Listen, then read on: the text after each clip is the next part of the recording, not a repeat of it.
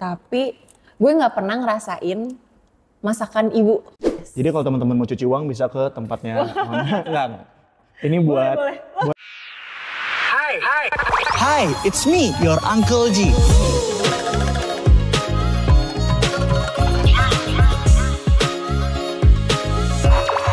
It's me.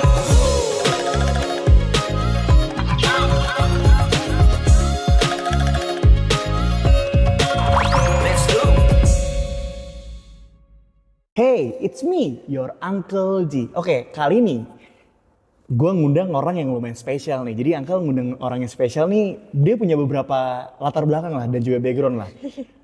Pemain basket, pada kalanya punya nama lah. Apalagi sekolahnya cukup ternama di selatan, SMA 3. Terus juga, ya bisa dibilang juga dapat kesempatan jadi angkatan spesial di Abang None karena terjebak sama pandemi. Iya. Terus juga seorang pengusaha juga. Coffee ada di Tebet dan juga sekarang bermuara di dunia beauty, tapi ini benar-benar jadi ininya coy, elit globalnya. Tapi biar lebih afdol mungkin orang langsung kali kenalin dong. Siapa lu? Hai. Oke, perkenalkan aku Nona. Bingung gak lu, dia Abang None, jadi gue manggilnya None Nona. Iya, Nona. Kayak orang apa ya yang diputer-puter gitu lah, namanya diulang-ulang. Iya. Dibulak-balik gitu lah. Lanjut. Terus. Oke. Sekarang kesibukannya lagi itu, tadi udah disebutkan, lagi ngurusin perkosmetikan sama lagi ngurusin kopi. Udah enggak ngurusin banget sih, cuma kayak kopi udah masih berjalan lah, kayak gitu tempat kopi. Udah autopilot lah. Yes. Jadi kalau teman-teman mau cuci uang bisa ke tempatnya Nona. Enggak. Ini buat Boleh. framing aja, jadi yang mau cuci uang silakan bisa ke Nona. Oke, tapi lu gimana kabar? Kabar gue alhamdulillah baik. Oke. Baik banget. Lagi sibuk aja sih, sibuk ngurusin itu perkosmetikan ini. Karena kan surat-suratnya agak lumayan ini ya, lumayan Kompleks banyak, lah. kompleks, susah untuk diituin. Jadi kayak lagi ngurusin itu aja. Oke, buat lo yang bisa gue bilang elit global punya apa ya, pabrik kosmetik, lo tetap mau pakai cara yang legal ya. Keren. Iya harus, karena emang gue belum ngerti sih cara ilegal. Tapi nggak apa-apa, semoga jalannya selalu benar dan baik lah. Iya harus supaya diperlancar gitu. Walaupun emang sulit ya, tapi ya udah kita pakai yang benar pada jalannya aja. Oke. Tapi sepertinya lo lagi capek ya? Gimana belakangan? Capek banget gak sih? Sebenarnya enggak sih, kayak soalnya lagi nikmatin aja, nggak kerja kantoran. Karena sebelum gue megang pabrik ini, gue tuh kerja kantoran dari gue magang. Jadi Oke, lo jadi benar-benar dari anak magang sampai full time tuh? non-stop. Jadi gue ini udah selesai, maksudnya kayak lagi mau selesai gitu, terus gue udah dapat kerjaan yang lain kayak gitu. Jadi non-stop, mau resign di kantor yang satu udah dapet dulu baru resign kayak gitu. Jadi gue nggak ada spare time-nya untuk kayak diem gitu. Oke. Tapi gue emang suka kerja sih orangnya. Oke, tapi lo pas selama kerja tuh apa sih yang lo lakuin? Kalau Maksudnya, misalnya di mana? Di kantor beberapa sebelumnya? lo di magang dan di beberapa perusahaan BCD yang gue belum tahu namanya ini, lo sebagai apa sih? Sebenarnya boleh sebut nggak sih? Ya nggak apa-apa, spill aja kalau lo berkenan ya. Ya nggak apa. Jadi di pertama ini di narasi TV. Oh, Itu Mbak gue Najwa. magang. Iya, gue magang di sana sebagai kreatif event. Oh nice. Iya, gue kreatif event sana karena gue anak PR kan di UI. Terus TKA-nya atau skripsiannya itu tugas akhirnya harus dari magang itu. Terus akhirnya gue ya udah di narasi itu 9 bulan di sana magang. Unpaid 9 bulan, wow. 9 bulan. Gak apa-apa, kan dapat ilmunya banyak banget loh dari sana. Ketemu sama artis-artis, kayak ngerti nih gimana cara flow bikin event gitu-gitu. Gue suka banget sih di narasi TV. Dan ketemu kayak orang-orang bagus, orang penting gitu lah. Ketemu sama Mbak Najwa juga gitu-gitu kan. Setelah itu gue ke itu yang per TikTokan gitu, kayak live. Lo bukan yang joget-joget kayak? Bukan dong. Enggak. Gue kayak ada brand jualan nih misalnya Chat Time. Oke, jualan Chat Time nih. Chat Time. Oke, Chat Time. Terus gue nyariin hostnya. Oke. Nyariin hostnya gitu. Kadang kalau misalnya kita sebagai kayak manajer hostnya gitu di tempat itu, agency kan jadinya. Itu tuh kalau misalnya tiba-tiba hostnya nggak ada atau tiba-tiba macet, telat gini-gini kita harus gantiin. Jadi Lu tiba-tiba terus pas dia datang baru gantian. Iya. Soalnya jamnya harus on time kan? Benar, harus on time karena live kan, selalu live kayak jualan kayak gitu. Terus akhirnya gue masuk ke QOL juga, Oh QOL ya? spesialis, iya. Berarti lo udah punya database ribuan lah ya? Iya, lebih banyak. Gue tuh sekarang pengen tanya, bagaimana sih masa kecil lo dahulu? Apakah ada trauma dulu? Maksudnya kalau emang lo berkenan. Tapi gue pengen lebih tahu, Nona Aisyah dulu tuh kayak gimana sih? Gue tuh dilahirkan dari ibu orang Padang dan bokap gue Arab Belanda. Oke, itu lumayan sangat ini melting pot ya. Iya kan? Tapi emang muka jujur ya, muka lo tuh berkarakter banget coy.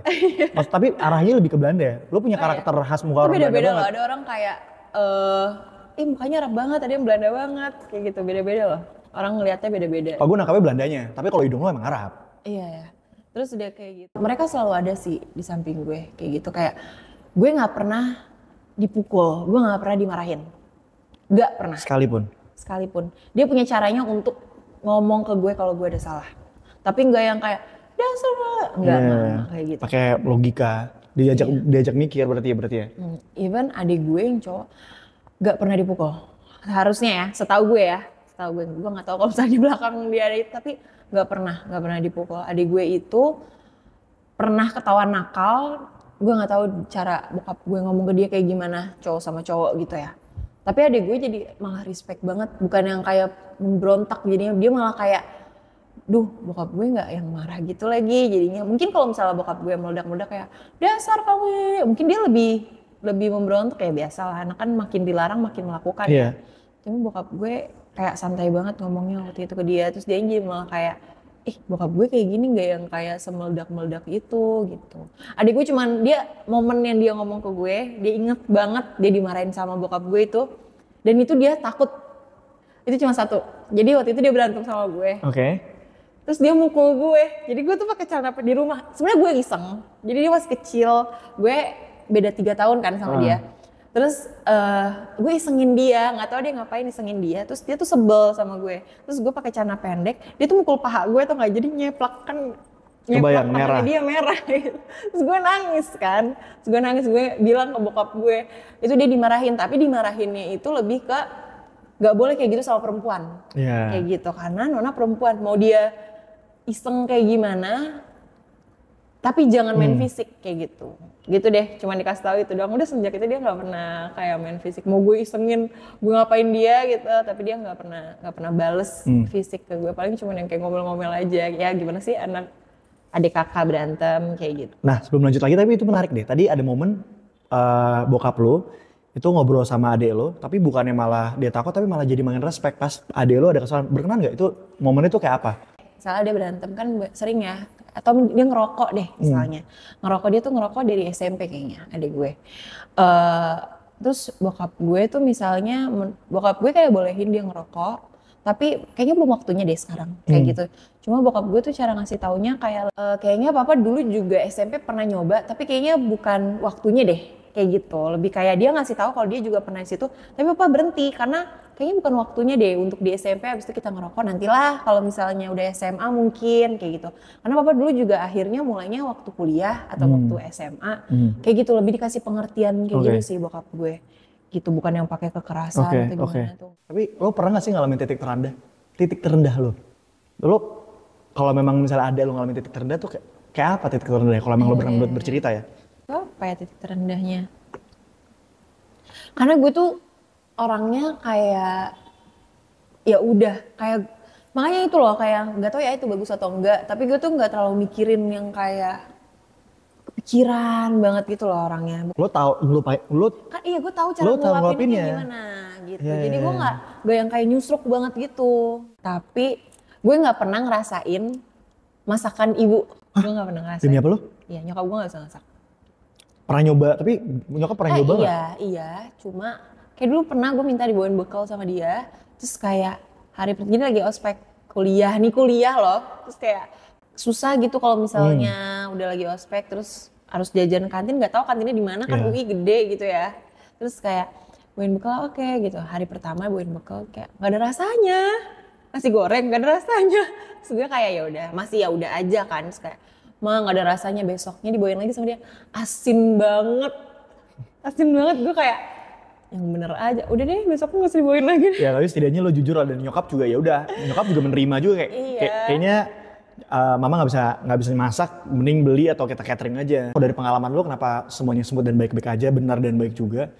Iya, keluarga lu maupun diri lu tuh membentuk keluarga yang memang ideal. Memang sekiranya, tapi kan nggak semua orang seberuntung Nona. Makanya kan bentuklah keluarga yang, mungkin gue nge-summarize juga lah. Bentuklah keluarga yang ideal juga. Kalau memang keluarga yang sekarang belum ideal ya, cari tempat lain. Maksudnya bentuklah. Dan keluarga pun nggak mesti harus yang satu darah ya. Betul. Kadang Betul ya bisa dapet keluarga ini pun di teman, kolega, networking, atau mungkin pasangan. Ya memang harus dicari. Kadang ada kalanya nggak semua hal datang ke kita. Bola tuh nggak selalu datang ke kita. Kita kadang harus jemput bola. Cari rumah ternyaman buat kalian. Toh itu kan hidup kalian juga. Bener, cari rumah. Ini udah seru banget ngobrolnya. Udah kita intens ngomongin 360 banget, banyak hal. Tapi gue appreciate banget lo udah sharing-sharing. Tapi dari tadi kan kita ngobrol udah lebih lama lah, kita ngobrol lama lah.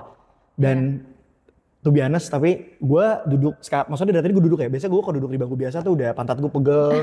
Atau gue udah berdiri-diri, atau tulang ekor gue tuh udah sakit. Tapi gue dari tadi nyaman dan enak banget karena gue pakai kursi Timeless Star. Tapi ini gue jujur pendapat apa adanya dan transparan. Menurut lo duduk di bangku Timeless Star ini gimana? Enak sih menurut gue, nggak yang kayak bikin pegel. Tau ya belakangan kalau duduk terus tuh sakit tuh sini punggungnya. Sekali lagi thank you buat Timeless Star dan thank you banget buat studionya Starship Studio di Fatmawati.